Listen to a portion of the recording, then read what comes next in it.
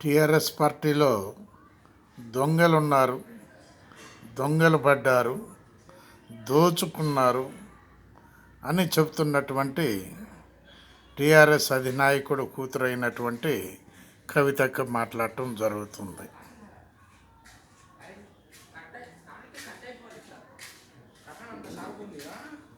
మరి ఈ కేసులన్నీ ఎవరు చెప్పినటువంటివి కావు. ఆమె కవితక్క ఒక ఎక్స్ ఎంపీ,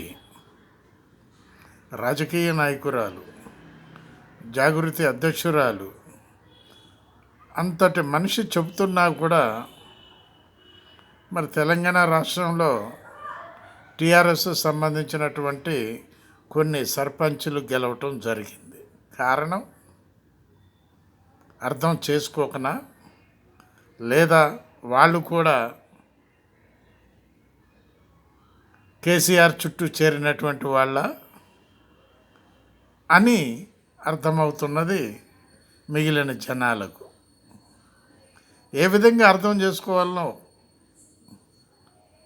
ఒక్కసారి కామెంట్ ద్వారా చెబితే ఆ దారిలో నడుస్తారు మిగిలిన వాళ్ళు. బాలసాని వీరప్రసాద్, హైదరాబాద్.